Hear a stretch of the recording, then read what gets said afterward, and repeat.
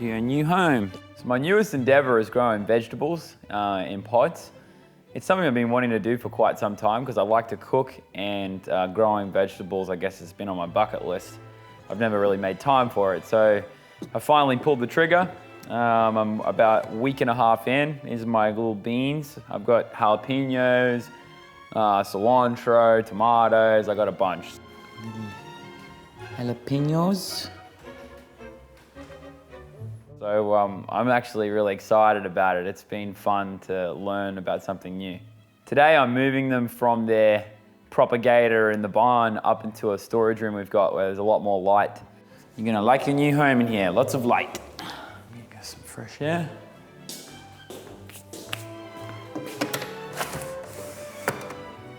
I've been reading about growing them. I think these are gonna be better conditions to help them take the next step now that they've all germinated.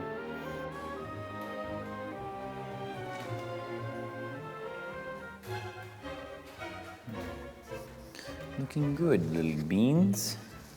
I mean, I guess you could say I'm getting into it. I've already named these guys. This one is Billy, and this little one here is Bernard.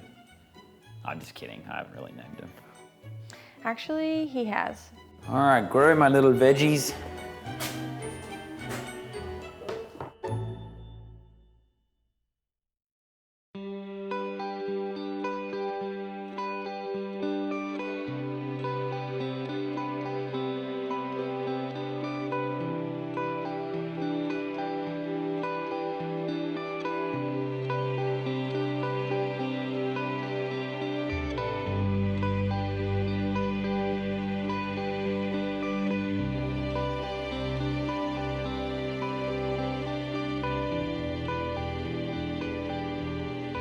How's Mozart gone? Good, really good. I'm really digging him. I can't believe this horse eats Dorito. Look at him, Jimmy. I know, he likes him. He likes everything. He's gonna have cheese lips. Like, they're spicy. It's okay. What's more? Yeah, I gotta film this, put this on Facebook. You want me to film it? On the side? Here. He's really hungry. He really wants those chips. Really bad. Yeah, film me. Start with me first with it. Ready? Yeah. Are you filming? Here. Start again. Settle down. All right, ready? Why is your phone so hot? It's on heat. All right. These are Doritos sweet chili. They're really good. But guess who likes them even more? Oh, what's that you want, Cold Harbor? One of these spicy chips? Loves them. Just keeps on eating them. Do you think if we send that video to Doritos, If we get sponsored by Doritos, that'd be awesome. that'd be the end of me. Look at him, he loves them. I apologize now for any hair that flies out. That's awesome. You should send it to them. Look at him. Alright, fellas, you don't get any Doritos. Oh, I need a pair of spurs of some kind. Hey, no. Hey, he doesn't even acknowledge You don't it. want them. Alright. Let's go. 2 weeks ago, our vet Mary offered me a lease on her horse Mozart. He's an off-the-track thoroughbred, and she had followed him in his racing career and then got him from Canter when he was done racing. And he's just kind of been hanging out for a little while. He's pretty green, but he has a really good brain, and he has the basics down, which is good because I can work from the basics up. I'm pretty green myself, but he has a good foundation, and I'm really excited to see where we go. We jumped him on Saturday. Less hot? Huh? Less hot? Yeah, like not hot at all, and less like headed towards the barn, like going around by that shed. He always throws his shoulder that way, or like just run sideways. But no, he was really good. And then what have you got him? What are you doing bit wise? Did you keep him in the rubber? He is in the rubber nath right now. And do you like him in that? I do. I like him. Is he opening his mouth a lot still? No, well, not as much, no. And then even with the jumping, like he will put some weight in my reins, whereas before he would just curl his neck behind. Yeah. I like Mozart. I think he's got all the good ingredients, and I think he's going to be a really good horse for Stephanie. You know how I normally help you every day? Yeah. I wanted to take a step back so that I can kind of look at what's, like, especially with your position, you got an opportunity now to like start with a fresh horse, and wanted to kind of look at it with fresh eyes, you know? Yeah. Well, and too, like, I know he's done a little bit, but Jimmy and I were talking about this on Saturday. Like, he definitely has gaps in his training, you know? Like, he doesn't like, transitions and stuff, like, yeah, maybe he's jumped some bigger stuff, but if you put it in a grid, like, any horse is going to jump it. Yeah. He's probably just, it's probably just been very inconsistent. She said, like, a couple people had ridden him here and there, but... Yeah, and he hasn't done anything since November. All right, well, then why don't you start warming him up and just do what you've been doing with him and see how he goes. All right. So every day I have a lesson with either Dom or Jimmy. I'm pretty sure they draw straws to see who has to teach my terrible hot mess. But I had a dressage lesson today on Mozart, and it's the first time I've actually ridden him in a dressage saddle. When we start the thoroughbreds, all of us have just been riding in jump saddles. It kind of is more what they're used to, and it just allows you to be like a little more going. So today I decided to put a dressage saddle on Mozart because, you know, he's pretty good on the flat and he knows a little bit. So we've just kind of been like working on getting him consistent in the bit and in the contact. And that's probably his biggest thing right now, because he likes to be behind the vertical and just kind of curl up. You know, a lot of horses that have been started with side reins or something like that, they know you want their head down, but they don't know to be on the bit. So that's just basically what we've been working on. Yeah, he doesn't, I don't think he's ever going to be a difficult horse to get round or on the bit. No. It's just a matter of keeping him from getting behind the vertical. Yeah. Which, Well, I guess I'd rather have that than, you know. I think he looks happier in the softer bit too. Yeah. He's not opening his mouth and stuff as much. He's just not sure when he comes above and I correct it, then he gets a little like, Yeah. And I think he has a better understanding of like my inside leg to my outside rein. Like curving around it, yeah. Push that trot out like this way he likes, oh, there we go. But going to the left, like he likes to be bent to the outside. Yeah. But he gets a bit short this way. Think every time he goes to twist his head a little bit there, put your left leg on him a little bit and push him a little bit more forward. And just don't do anything really with your reins. Just add a little bit of extra energy in the trot for that split second. Good. Same big canter, circle up here. Fine. Good. Now, the only thing you're going to change, keep the same big canter, stay on the circle. The only thing you're going to change is think about leg yielding him out a little bit. Without necessarily going sideways, think about leg yielding him now. Not so much left rein, just your left leg. Yep. Keep it out and then keep thinking that. Good. That's it, left leg. Okay. We picked the harder way first, which is good. Good. Left leg. Good, and don't let his canter ever get like, don't ever let him stall it on you. You just keep it that little bit longer than what you would maybe like, and just keep thinking that little bit of leg yield. And as soon as he gives, then we're in business. Yep. Yep. I would just wait him out with this rather than trying to force it. Because what will happen is if you get a bit strong with your inside rein, he's going to drop behind the bit. Yeah. Good. Go large again.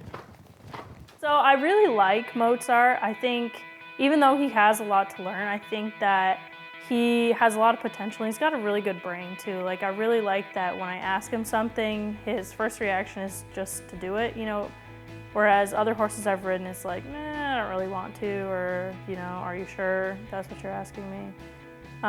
So I'm really hopeful that this relationship can continue in this arrangement that I have, and hopefully just, you know, move him up through the levels as he seems fit and just kind of see where it goes. Yeah, just open it a little with your inside leg on when he resists, and then soften and forward when he gives. Good. Soften and forward when he gives. Yeah, and then inside leg on, open it a little when he resists. Ask him to just, yep, and then soften and forward. Good. He'll figure that out pretty quick. Yeah. He'll get there. All right, and trot when you're ready. Just breathe in. Now, I really like him on the flat, and I'm really excited to see how he goes with the cross country and the show jumping, and just how it all wraps together. About a month ago, Bellamy and I headed up to Bromont, Quebec to compete in the CCI 3-star, and he did really well there, and he had an extended holiday, 4 weeks, and we're just starting back into work now. Bellamy's also looking good, and we just are now getting our focus to the next show she's got, especially with the dressage. Sometimes it's just a matter of knocking off a penalty here and there, and so we were just looking at some of those things today.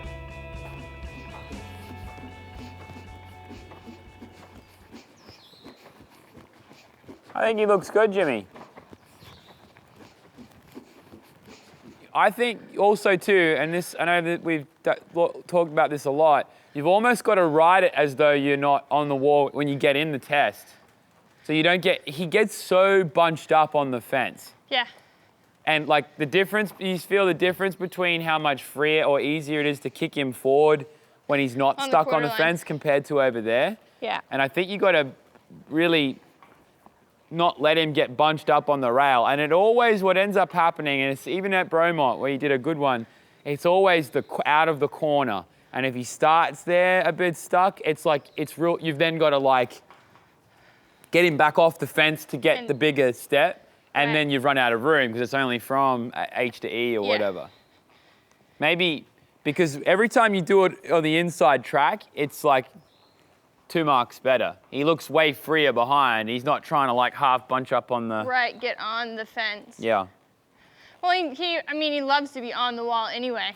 But you got to practice being able to go along the short side and turn into the long side without him running through the right shoulder. And it's mainly the right side.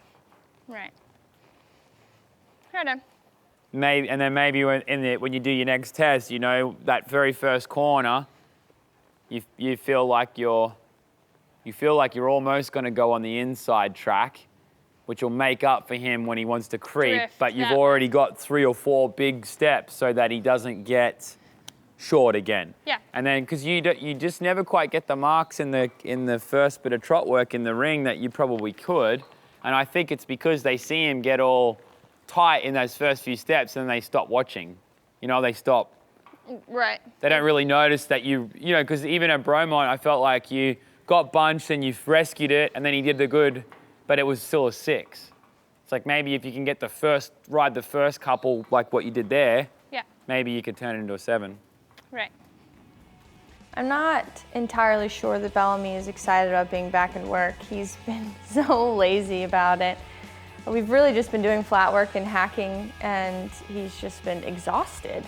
And you would think after a 4-week holiday, he wouldn't be so tired, but it has been hot, so I guess I can't blame him. But we'll start jumping probably the end of this week, and hopefully he'll start feeling better, and then we will just get ready for Richland Park in Michigan.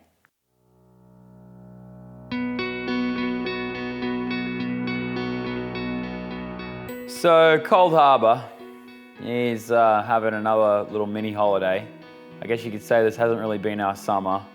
I won't bore you with the details, but he's going to be off probably for a little while and hopefully pick back up for plantation in September. You know, I'm totally gutted for Dom right now. I know how hard it is to be without an upper level horse or one to really, really focus on. So it's important that we find him something that he can put his energy into and focus. And it's hard, you know, it's really hard being an upper level event rider and only having one horse, because you're only one injury away from something happening. Now I'm kind of in this panic mode where I don't really have much to compete, and you're only as good as the horses that you're out competing on in this game. So I'm getting to a point now where I need to start finding more horses, which is what we're looking at doing today. All right, guys, so this is Operation Get More Horses, because I'm sick of messing around and not getting them. So can we dedicate now 1 hour while it's really hot? We're going to dedicate 60 minutes of each of us looking at different sites with thoroughbreds like up to 3 or 4 grand, and we're gonna get 20 horses on a list, and we're gonna whittle them down. 20. 20 total. So if you find a horse that fits, it needs to be preferably not a mare unless it's an exceptional type. It needs to be no smaller than 15.3. Can be as big as 4, 5, 6-year-olds only, and no more than 4,000. Straight off the track, or It can be any mix of any background, as long What as age did you say?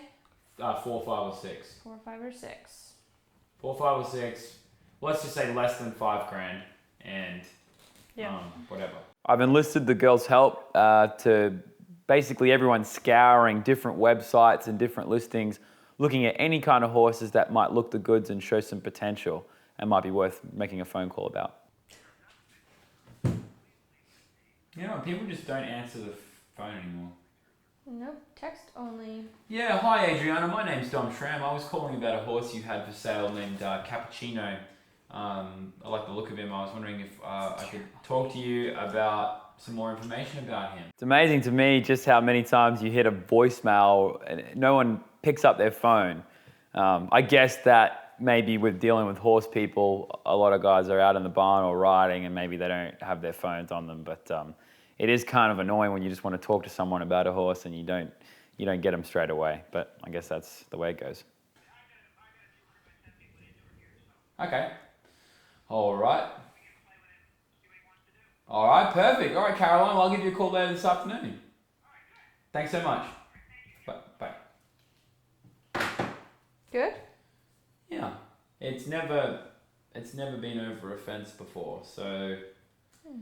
that might not be a bad thing, though. Yeah, it's 4-year-old. It's done. He won his first training 1 test in October last year on a 68%. He got a 7.5 at the Spy Coast Young Horse Show on the flats. He's actually only 3.5 really right now. He's done the 4-year-old test. He's won a training level 3, first level test 1, 71%. Like, it's done a lot on the flat. Wow, that's good. And it's Oldenburg thoroughbred. She wants a lot of money for it, but it could be interesting. It's just around the corner. She's on Fags Manor. Okay. 1 down. 19 to go. So I'm really obsessed with looking at horses for sale online. Most of them are off the trackers. I am friends with like 55 groups on Facebook about selling horses. What about the Secretariat Center? What about a 3-year-old that's doing cross rails? There's this one, a 4-year-old 15.3 amateur-friendly, easygoing gelding, low maintenance. Would make a great hunter pony club eventing prospect. Has started showing and loves jumping. No soundness issues, jockey club name, high flying roller. And I really can't help myself. I always relay these messages to Dom and Jimmy, but this time he was actually serious, so we actually sat down and made up a list of off the trackers that met his requirements and that could potentially be something. So we just kind of sat around and looked at horses, which is basically what I do all day anyway. It's fun looking for new horses, but it's also kind of frustrating. Sometimes you see a fantastic horse, you call up about it and find out that it's way, way out of your price range, so that's a dead end. Or you call up and the horse is already sold, or you find out that actually the ad's really old and the horse is a year older than you expected. There's a lot of dead ends and a lot of bumping your head against the wall, but I'm hoping that if I keep knocking on these doors, something eventually is going to open up and we'll find the right horse. All right, that's a good start anyway, guys. You guys trying? We just need to keep doing this, every day, Yeah. Yeah. Well, I'll try and book it in to go and see some of them this week, and after the birthday party, go and see them later in the week, and then we can hopefully find something. I've got to find something in the next couple of weeks. So Okay. that's when you go. Fine. All right.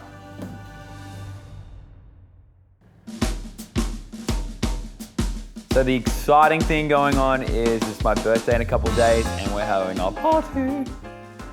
which is fun because we don't normally have parties or anything like that. So I've invited a lot of people. I don't know how many are gonna come, maybe 20, 30 or something, but all my friends that are local are gonna be coming. Hopefully gonna have some beer pong, maybe a little fire pit, some food, some music, some beverages. But yeah, I'm turning 27 and we've been working really hard, so it'll be fun to let our hair down and have a few friends over. I was thinking we'll put everyone up through the back there behind the machinery shed to park. Okay. Well, if they park on the side of the driveway and it rains, No, it'll be terrible. It'll be terrible. And I called Andy about getting hay bales for the redneck pool, but I think it's going to be too expensive. Like even his cheapest ones are like $50 each. One thing our awesome farm doesn't have is somewhere to swim, and it's been really hot and humid. So I had this awesome plan of making this like redneck pool, which is basically getting huge, big square bales of hay, putting plastic down in it, ratchet strapping it together and filling it with water. But I can't really get the hay at the right price, which is free. And so I don't think it's going to happen. Well, I was thinking we should do redneck trucks then. We could get like 3 trucks and sit them all together. Oh, and like make a pool in the back of them. Make a pool in the bed of them. And then it'd be like if you could just get in there and have a sit and then cool off or get out, whatever. I mean, it might be kind of gross, but. That'd be cool. Hopefully we can sort out, you know, where we're gonna put this pool. I'm not really entirely sure, but we'll figure it out. Do you wanna have more than 1 beer pong table? 2, I think. On there? Yeah. Probably my favorite thing about these parties is watching all the professional riders get white girl wasted and listening to them complain the next day at work. It's literally my favorite thing. Dom turns 27. He's Yep. getting old, folks. Not that old. He's getting I'm old. still in my mid-20s. Yes, finally, we'll be the same age again. I'm so pumped about Dom's birthday party. You know, I've been giving him a little bit of a hard time about this redneck pool because it's a little bit ridiculous, but I can't blame him for wanting this to be a pretty big party, really fun one.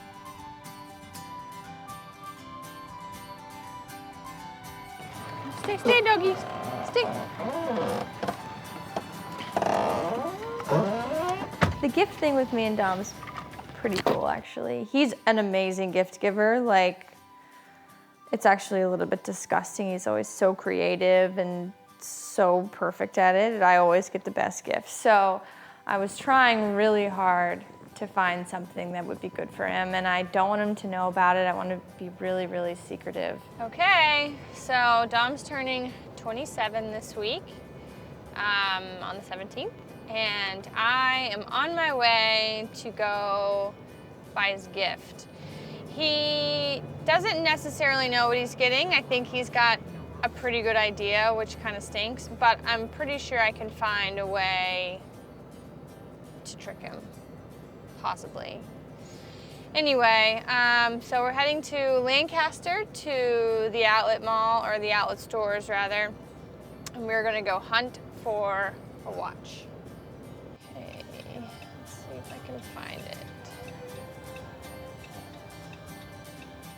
Okay, I'm at the Tanger Outlet Mall, and I'm trying to find this very fancy watch store.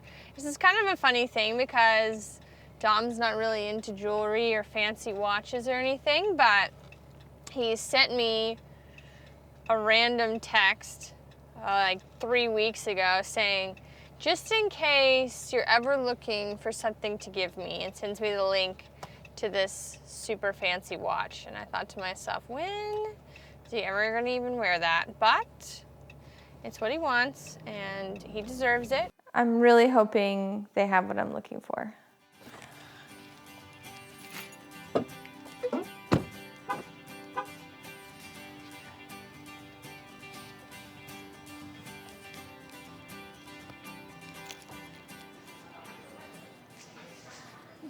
I walked straight in, saw exactly what I wanted, which was perfect because I thought, oh, perfect, this is gonna be easy, quick, simple. And then I got schmoozed by the sales associate there and came out with a watch of my own. Hopefully Dom doesn't watch this for like a week. All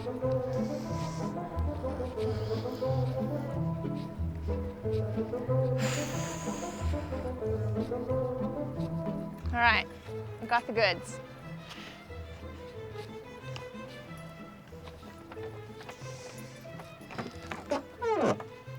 Okay, so I found exactly what I wanted, and then I did something really terrible, and the girl is a really good sales girl, and I got his watch, and they were just having this freak sale, and it was like buy one, get another one for 40% off, and I bought myself a watch.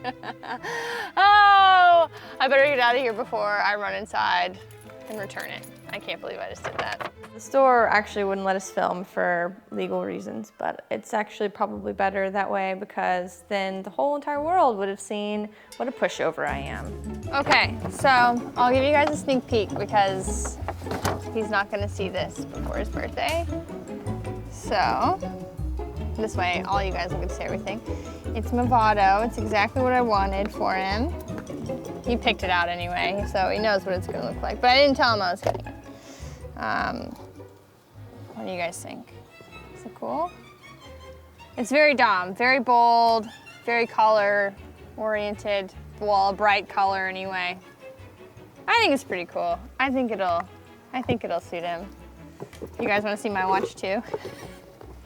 I'll show you because I'm just so excited. I never get a nice watch ever.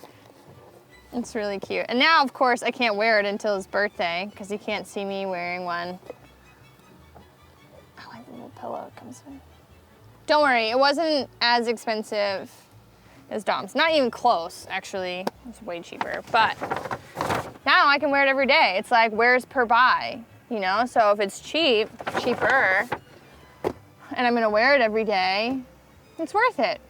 That's what I'm telling myself. So now we're going back home, and I have to hide this gift. Well, that couldn't have gone better, mostly because I got myself a pretty awesome watch. But is it wrong? I mean, is it wrong to buy a gift for yourself when you're buying a gift for someone else? I think between the amazing gift I got and this epic party that we're throwing, it's gonna be a pretty good birthday for Dom. I'm excited.